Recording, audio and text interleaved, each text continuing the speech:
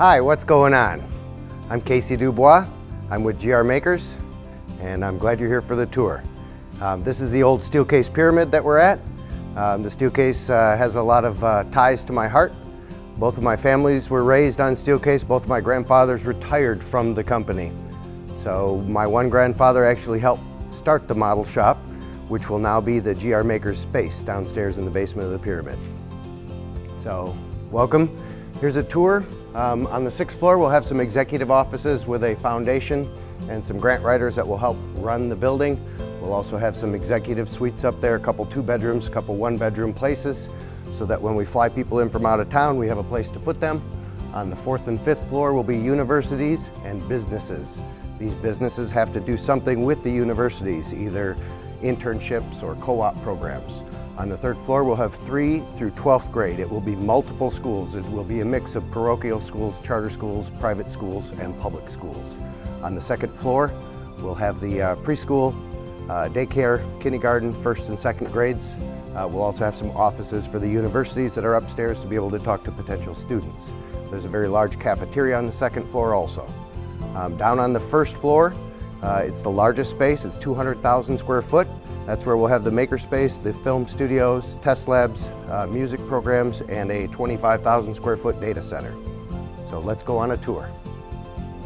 The building is 660,000 square foot, and surrounding us is about 180 acres of property. So there's a couple of nice ponds that we hope to have stocked with fish. There's some areas that we hope to have some gardening done in, and also we hope to have some hoop houses out there with some year-round gardening. This is the top of the pendulum here. This goes all the way down to the 2nd floor. This is the counterbalance for it.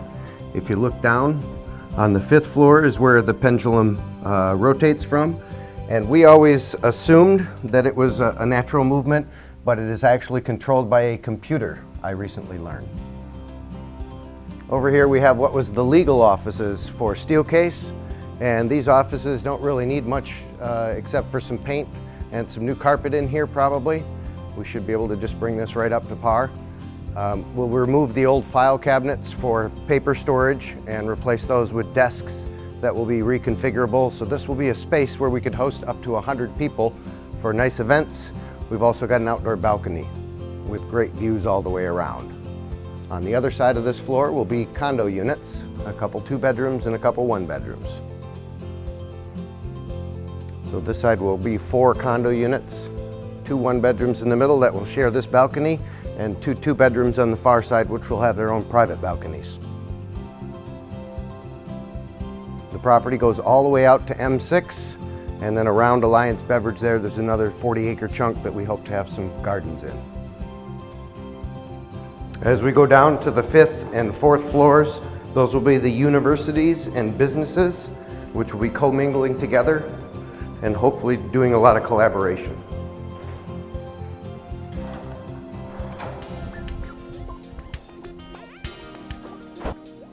There's lots of great views everywhere. The natural light comes in out here. It comes in from the top, but then also from this 5th floor, you can see all the way down to the pendulum.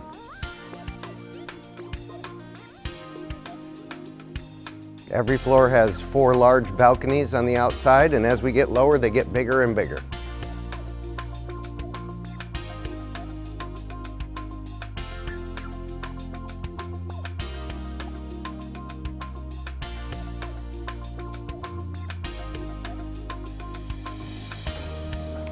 Our hope is to be able to green this building up by leaving all of the existing light fixtures and replacing the bulbs with energy efficient LEDs. So the goal is around the outside is where the businesses will have their offices and desks, and then these shared conference spaces in the middle here will be available for anyone to use. So this is where the pendulum is connected at. It swivels from this point up here on the 5th floor.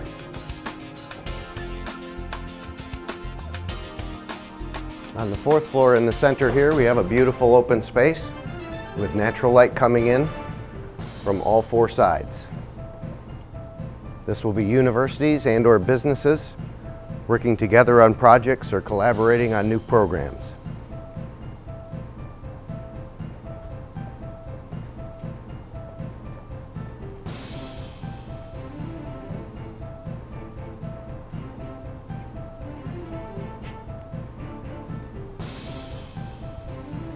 Over here on the side, you can come out to the corner. We can see how large the 4th floor actually is.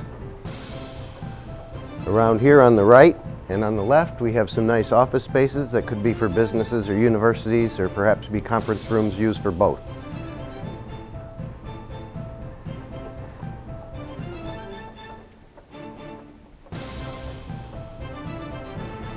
Out here you can see both ways. It's quite a big open space.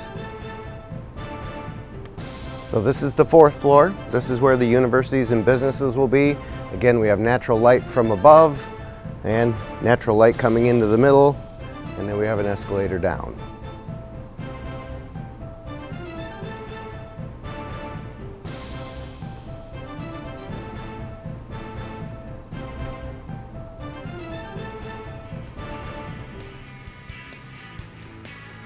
So this is the 3rd floor.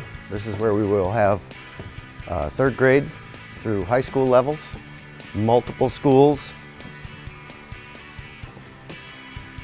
There'll be a mix of private schools, public schools, charter schools, parochial schools, all sharing space and existing on this floor. So on this floor, around the outside, the balconies get much, much larger, and they go all the way around. So there's a continual path on this floor all the way around the building. So lots of great outside gathering areas for the summertime. The hope is that all the schools can coexist up here, and that we don't have to put up any physical walls. We can just put up movable structures in between the schools to kind of define the space. And then in the center will be classrooms and such that they'd be able to, classrooms and conference rooms they'd be able to book in advance without having to bear the cost of that classroom for just themselves. It'll be a shared space for all of the different schools at this level. If you come over here, we've got a beautiful viewing area of down below. So when we have a big meeting, we can have everybody down below, and we can just have the meetings from above. Looks like we're picking out some carpets.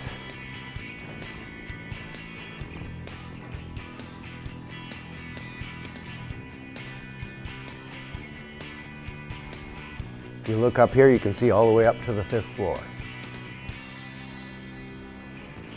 We'll go down one more escalator. Watch your step.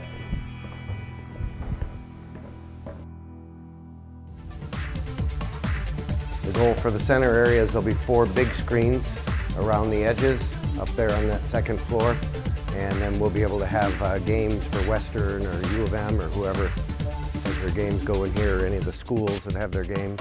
They'll be able to publish it. We'll also hopefully be able to show off the scholarship winners.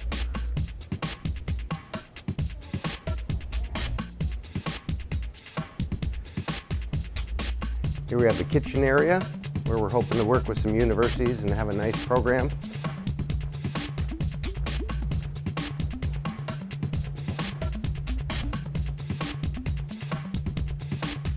So right behind here is a kitchen, and then behind that is another kitchen. So there's walk-in freezers and refrigerators. Pretty much most of the equipment is still here. So we're figuring we just come in and clean it up and turn it all back on.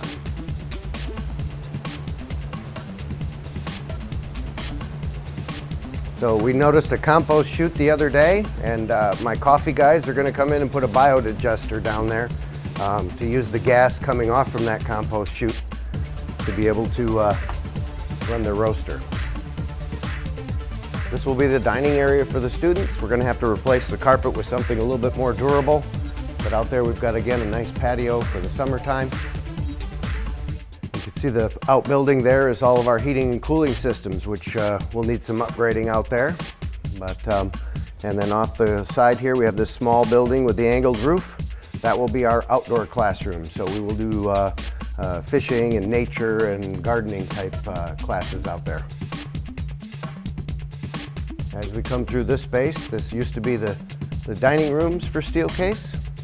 And then they also had some space over here that used to be for lunch and learns. But this space here will now be our dance studio. We're looking to team up with a dance studio to run their programs here, not only for the students during the day, but the community after hours. So this section here will be some glass walls, and you'll be able to separate this off into 2 or 3 separate rooms. The reason for the dance studio here is that there's already locker rooms. There's another dance studio on the other side of the wall here with the mirror and the bars already up. And there's a couple office spaces here to run the dance studios out of. Over here we have our women's and men's locker rooms already ready to go. A little bit of updating in there, we'll be all set. And then in here we have the other dance floor with the mirror and the bars ready to go for the kids. And we do have, again, some beautiful natural light coming in even at this level.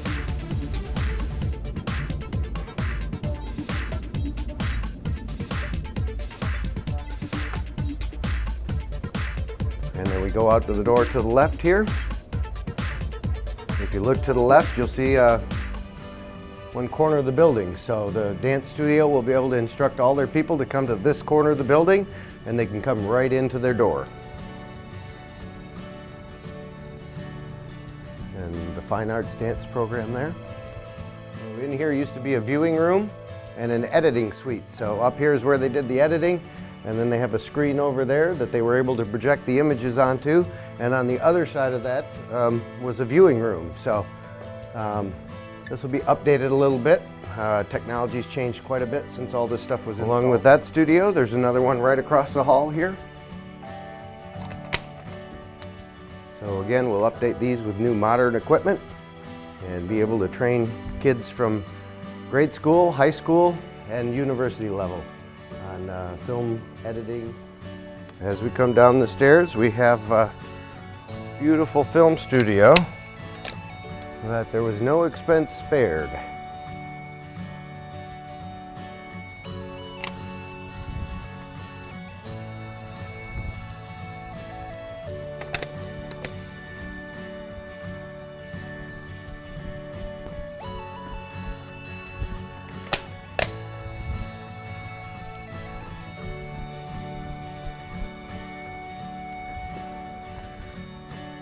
So if one was good, two was better. So another studio here with a different style of light. As we come down, we're now getting onto the first floor, which is the main level below ground.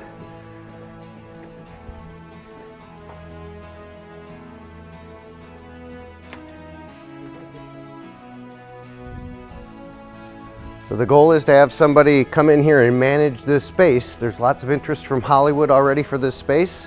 There's a lot of potential here to be able to shoot movies or perhaps even a TV series. And with the makerspace just down the hall, we're hoping to be able to help them make some sets and or costumes. So as we come over here, this area here on our right is a 25,000 square foot Tier 4 data center. So this is the only area we're not allowed in right now because it is still a live data center. So they're talking with some big bandwidth companies in town. The goal is to have somebody come in here and manage this space and host their servers and data center here and be able to offer services to the tenants throughout the building. So in here we have gyros to continue the power. We have a battery backup system. There's triple redundant generators. So Steelcase did not like the idea of having any trucks pull up to their beautiful pyramid. So everything is underground here. This is the loading area. And so when the trucks pull in, they come completely underground into the loading dock area here and can back up to the doors.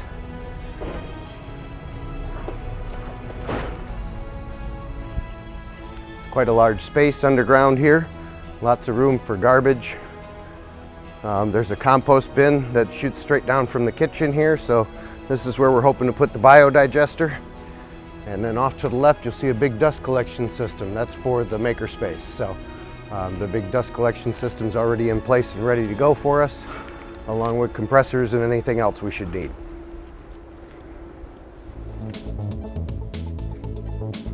Welcome to our new space.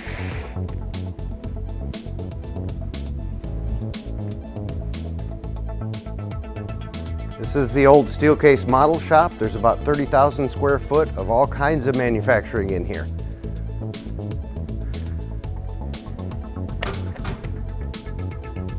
Over in this room, this was the upholstery shop, so we're hoping to get some commercial sewing machines and get the upholstery going back with us here. We have a lot of members that make costumes and outfits. So right now at GR Makers, you can come in and see probably about 4 or 5 sewing machines, and there's a lot of fabrics and things to be able to make prototypes and or covers for whatever it is you might want. In here on the wood floor, we're imagining a couple glass-walled classroom areas. So we can be in here teaching students while there's others just outside the other wall here making things. So even down here on the first floor, we have a lot of beautiful natural light that comes in. Over here in the wood shop area, it's all natural windows up above and natural light. Off to the right here, we have our direct access to the loading dock. So as items come in, it will be easy to bring the products into the space and set them up. So the woodworking shop here is pretty much built out and ready to go. As you look around the walls, there's air and power all the way around. So whenever we get a piece of equipment, we should be able to just bring it in, plug it in somewhere. This afternoon, I have some friends from the Steelcase model shop that are going to come by here and kind of explain to us what equipment was where and how they used to use it in here, so that we have a better understanding of what we might want to do with the space.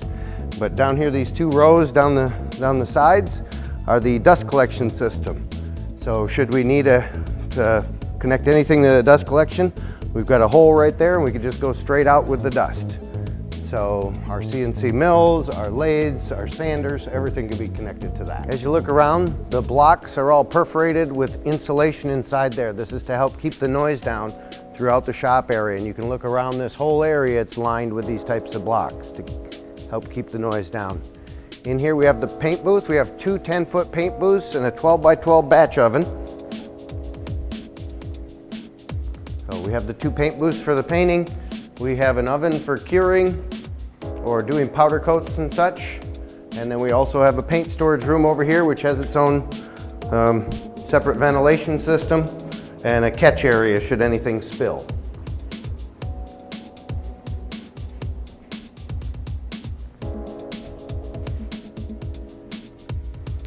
With that space where we can close off the doors and do all the painting in there. Next door to it, we have a nice welding shop. Again, with these secured doors, we've got lots of ceiling height here for large tools down in this area.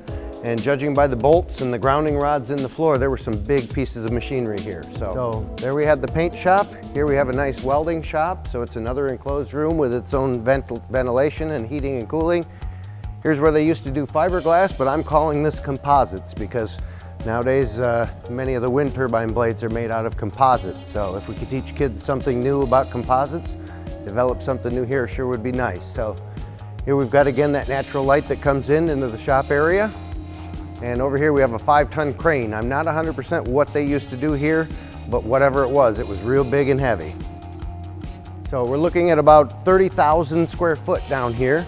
The GR Makers is talking about taking at least 20,000 of it, if not the whole 30. But we're hoping to have some universities that come in upstairs and would like to place some of their big equipment downstairs here. So the goal would be for them to have this 10,000, we'll have the other 20,000, and then we would share space or share equipment time with each other. So coming through this way, we envision perhaps a university robotics program. So we could have a bunch of Fanuc robots or some of the other robots here, teaching the kids how to program and do those tasks with those robots, because that's a valuable skill nowadays. The automotive industry is always hiring for people that can run robots. Over here we'll have a shared class space. This is one of my favorite rooms with the power cords and the air that hang down everywhere. I'm envisioning this room filled with 3D printers. Could you imagine 30 or 40 3D printers in here with students learning how to model the items in CAD and then be able to print these items and be able to produce something really cool. Back here in the corner we have some more meeting room space. Currently there's a 3D printer company in town here talking about leasing this space, so they might be able to come in and bring a bunch of 3D printers, the big large ones, but then also some nice metrology equipment where they do the measuring and reverse engineering of items. this big open space here, again, all this beautiful natural light coming in.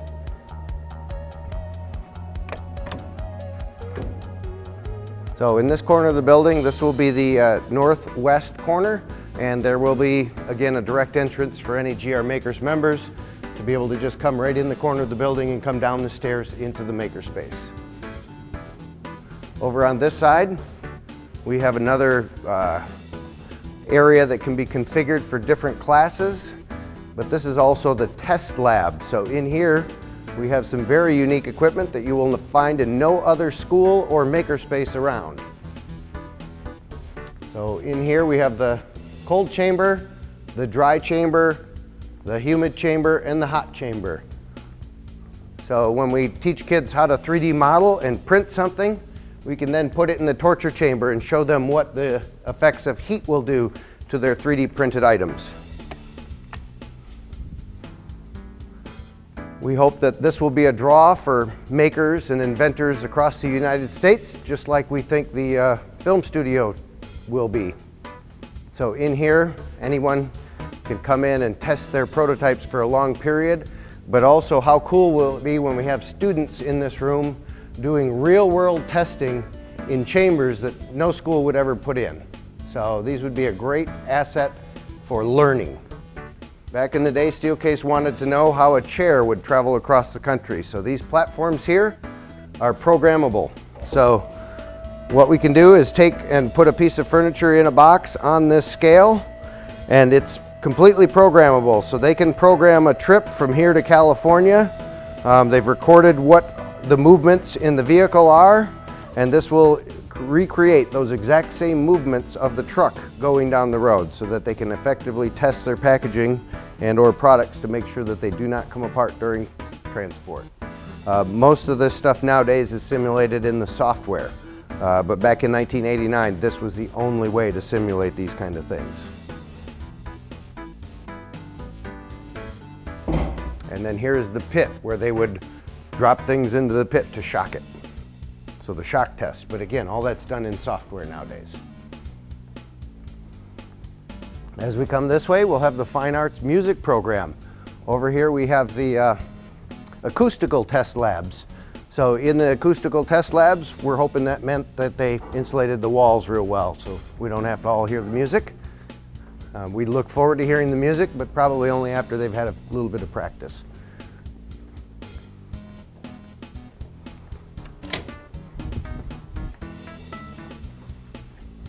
Get the lights. So in the acoustical lab here, we have a lot of great little toys and tools. This way they have a light cave. So there's a room back here where zero light can get in, so they can test or prototype anything without any light whatsoever.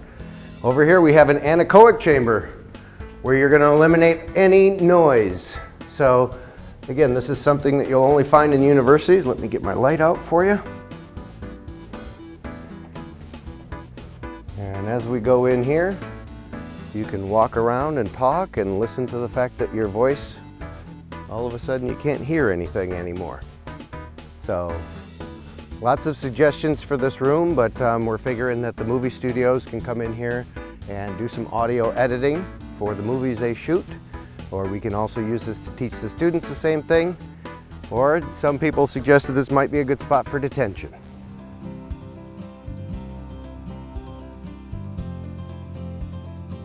As we go around this way, that was the anechoic chamber. Over here we've got a couple more chambers for testing. There's two, I'm not sure what those are. Here's the information on the anechoic chamber. It means without echo. And it's 99.9% absorbing all the sound. This here is a resonance table, so they will put things on here and it will vibrate at a certain frequency to simulate earthquakes and such, because they definitely don't want their stuff falling apart in an earthquake.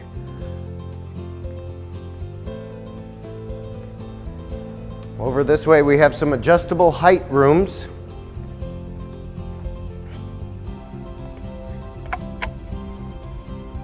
So these rooms here are completely configurable. Steelcase would make wall panels And in this room, they could put these wall panels up to the ceiling height. They can adjust the ceiling height here, higher or lower, depending on what their target customer's ceiling height is. But down here, they have individual rows with their own heating and cooling system so that they could test the seal to make sure that the structure would seal properly, seal the air. And over here, you can see this ceiling's all the way raised up. And this is one of several rooms like this. There's about 3 more over there with dual or quadruple ceiling tiles that will go up and down. So they could recreate pretty much any of their customers' locations right here and do the testing before the product was produced and shipped out. Back here, this is the backstage area. So you can see they left us a few props, some lights, and some other equipment that we're going to be able to utilize out here on their stage floor. This brings us back around to the stage. So that's the tour of the pyramid and what we have going on here. If you have any questions, please contact me at casey@grmakers.com.